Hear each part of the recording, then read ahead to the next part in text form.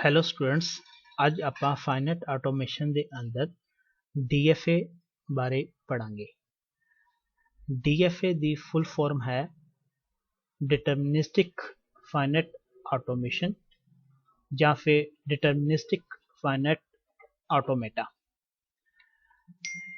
ਇਸ ਨੂੰ ਅਸੀਂ डिटर्मिनिस्टिक फाइनाइट ऑटोमेटा ਇਸ ਲਈ ਕਹਿੰਦੇ ਹਾਂ ਕਿਉਂਕਿ ਸਾਨੂੰ ਇਸ ਵਿੱਚ ਪਤਾ ਹੁੰਦਾ ਹੈ कि अगर असी किसी स्टेट विच कुछ इनपुट करांगे तो साडी मशीन किस स्टेट विच जाएगी। सानू पता हुंदा है कि इस मशीन दियां केड़ियां स्टेट्स हैं, इसलिए इसनू डिटर्मिनिस्टिक फाइनाइट मशीन या फिर डिटर्मिनिस्टिक फाइनाइट ऑटोमेटा कहते हैं। DFA ਨੂੰ ਸਮਝਣ ਲਈ ਸਾਨੂੰ ਇਸ ਦੀ ਫਾਰਮਲ ਡੈਫੀਨੇਸ਼ਨ ਬਾਰੇ ਪਤਾ ਹੋਣਾ ਚਾਹੀਦਾ ਹੈ। DFA ਦੀ ਫਾਰਮਲ ਡੈਫੀਨੇਸ਼ਨ ਦੇ ਵਿੱਚ 5 ਤਰ੍ਹਾਂ ਦੇ ਟਪਲਸ ਹੁੰਦੇ ਹਨ। ਪਹਿਲਾ ਟਪਲ Q ਸਾਨੂੰ ਦੱਸਦਾ ਹੈ ਕਿ ਸਾਡੀ ਮਸ਼ੀਨ ਦੇ ਵਿੱਚ ਕਿਹੜੀਆਂ ਸਟੇਟਸ ਹਨ। ਦੂਸਰਾ ਸਿੰਬਲ ਸਿਗਮਾ ਦਾ ਹੈ जो सानू दसदा है कि इस मशीन दे विच असी केड़े सिंबल्स या अल्फाबेट्स इनपुट करांगे। तीसरा टप्पल सानू दसदा है कि साडी मशीन दियां केड़ियां ट्रांजिशन फंक्शनस हैं। चौथा टप्पल Q0 सानू दसदा है कि साडी मशीन कित्थों स्टार्ट होवेगी। पंजवां टप्पल सानू दसदा है कि साडी फाइनल स्टेट किहड़ी होवेगी। फॉर्मल डेफिनेशन तो बाद सानू DFA नू रिप्रजेंट करना आना चाहिए है। DFA नू रिप्रजेंट करने वास्ते साडे कोल DFA दे विच कुछ तरह के सिंबल्स होंदे हैं।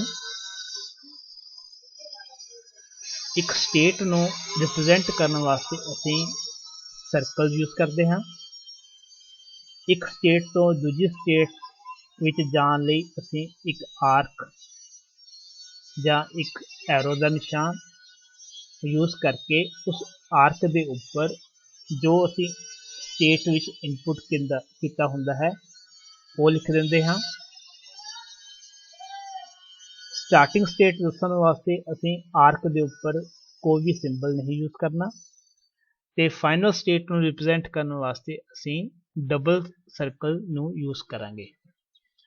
उदाहरण के तौर पर अगर सानू कुछ इस तरह दिखा होया है, नंबर 1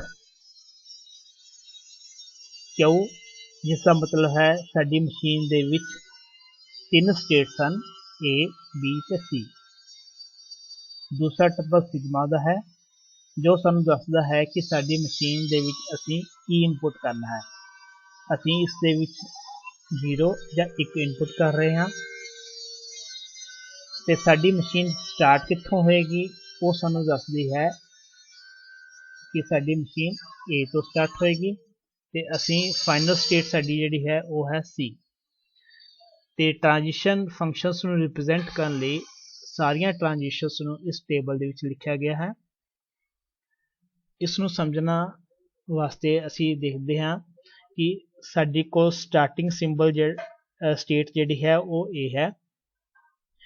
अगर असी A दे विच 0 इनपुट करांगे तो असी उसे स्टेट विच रह रहे हैं, पर जे असी A स्टेट दे विच असी 1 इनपुट कर रहे तो असी केड़ी स्टेट विच जा रहे हैं B दे विच। इस तरह अगर B दे विच 0 इनपुट करांगे तो C दे विच जावांगे, पर जे असी B दे विच 1 इनपुट करांगे तो असी A स्टेट विच जावांगे। इस तरह C स्टेट विच अगर इसे 0 इनपुट करांगे तो B स्टेट विच जा रहे हैं, ते अगर असी C स्टेट दे विच 1 इनपुट कर रहे हैं तो C। ये सारा कुछ सानू दस्या होया सी ते इस दे अकॉर्डिंग साडा DFA कुछ इस तरह का बनेगा।